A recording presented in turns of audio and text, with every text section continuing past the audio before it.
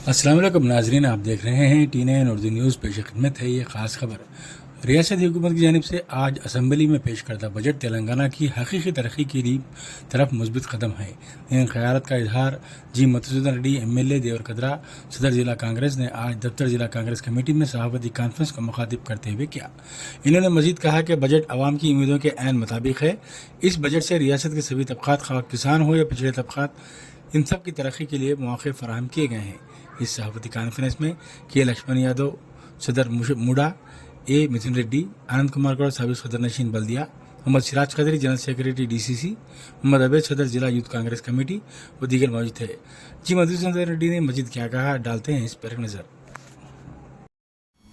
సోదరుడు మాజీ municipal chairman Anand Goud గారు, అదేవిధంగా DCC general secretary Siraj Kadiri గారు, మీడియా సెల్ ఇన్ఛార్జ్ బెనార్ గారు, యూత్ కాంగ్రెస్ అధ్యక్షులు అవేజ్ గారికి మరియు సంజీవ్ గారికి, అదేవిధంగా INTC అధ్యక్షులు రాములు యాదవ్ గారికి మరియు మా మీడియా మిత్రులకు అందరికీ కూడా పేరు పేరున ధన్యవాదాలు. తెలంగాణ రాష్ట్ర భవిష్యత్తును తెలంగాణ రాష్ట్రం ఏ ఆకాంక్ష కోసమైతే ఏర్పడ్డదో ఆ ఆకాంక్షలు నెరవేరే విధంగా, తెలంగాణ 4 కోట్ల ప్రజల ఆకాంక్ష నెరవేరే విధంగా ఈరోజు తెలంగాణ రాష్ట్ర బడ్జెట్ అసెంబ్లీలో ప్రవేశపెట్టడం జరిగింది. గౌరవ డిప్యూటీ చీఫ్ మినిస్టర్ గారు శ్రీ బట్టి విక్రమార్క గారి నేతృత్వంలో, గౌరవ ముఖ్యమంత్రి గారి ఆదేశాల మేరకు ప్రజల ఆకాంక్షలకు అనుగుణంగా, ప్రజల అంచనాలకు అనుగుణంగా, వాస్తవాలకు దగ్గరగా ఈరోజు తెలంగాణ రాష్ట్ర బడ్జెట్ పెట్టడం జరిగిందని చెప్పేసి మీ ద్వారా మా మహబూబ్నగర్ జిల్లా ప్రజలకు తెలియజేయదలుచుకున్నాం. ముఖ్యంగా వ్యవసాయానికి, విద్యా వైద్యానికి, అదేవిధంగా వెనుకబడిన తరగతులు అంటే ఎస్సీ కులాలకు ఆర్థికంగా పూర్తిగా వెనుకబడ్డ కుటుంబాలను ఆదుకోవాలనే ఆలోచనతోన ఈరోజు వాళ్ళకి పెద్దపీట వేయడం జరిగిందని కూడా ఈ సందర్భంగా గుర్తు చేస్తూ ఉన్నాం. ముఖ్యంగా ఈరోజు అనవసరమైన హంగామాకు పోకుండా, అంకల గ్యారెంటీలా కాకుండా,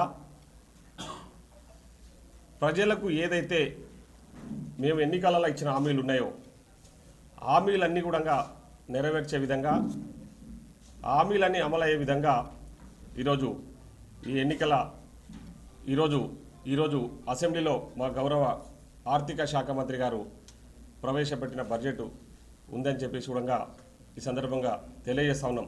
గతంలో మీకు తెలుసు, BRS పార్టీ అధికారంలో ఉన్నప్పుడు వాళ్ళు ప్రవేశపెట్టిన బడ్జెట్లు ఒక అంకల గారెడిలాగా, వాస్తవాలకు ఎంతో దూరంగా, అమలు కాని హామీలనిచ్చి ఇలాంటి పొంతన లేకుండా బడ్జెట్ను ప్రవేశపెట్టి ఈ రాష్ట్రాన్ని పూర్తిగా ఆర్థికంగా అధోగతి పాలు చేసిన ఘనత BRS పార్టీ నాయకులది.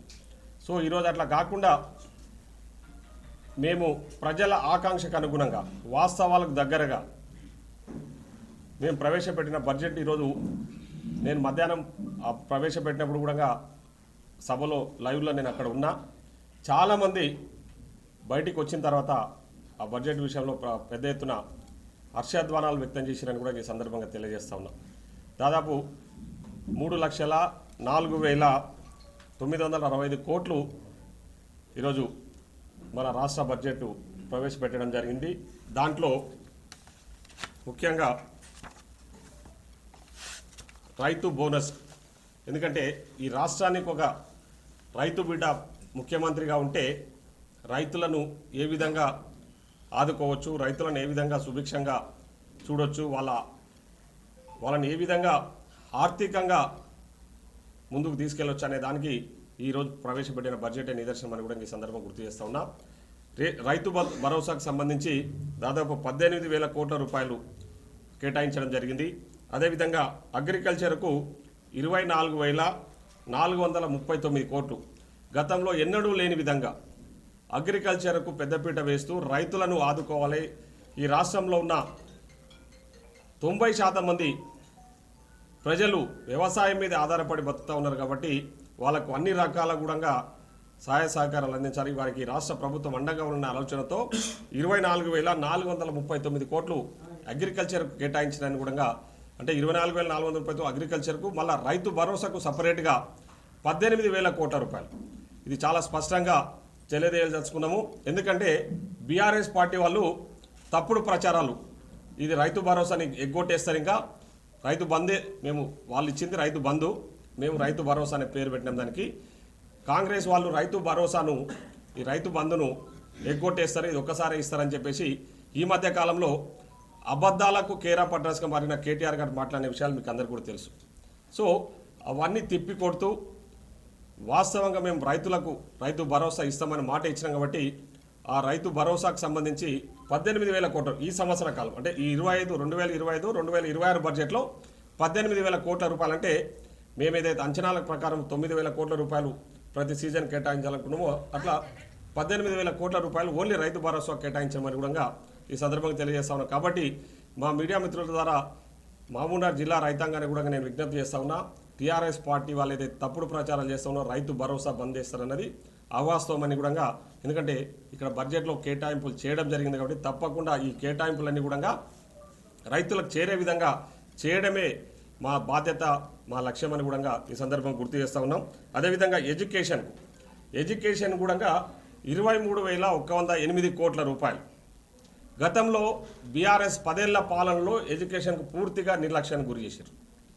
కానీ మేము అట్లా కాదు, ఈరోజు ప్రభుత్వ పాఠశాలలలో చదువుకుంటున్న నిరుపేదలను కూడా ఆదుకోవాలనే ఆలోచనతోన వాళ్లకు నాణ్యతతో కూడిన భోజన వసతులే కాదు, నాణ్యమైన భోజనాలే కాదు, మంచి క్వాలిటీ ఎడ్యుకేషన్ అందించాలి.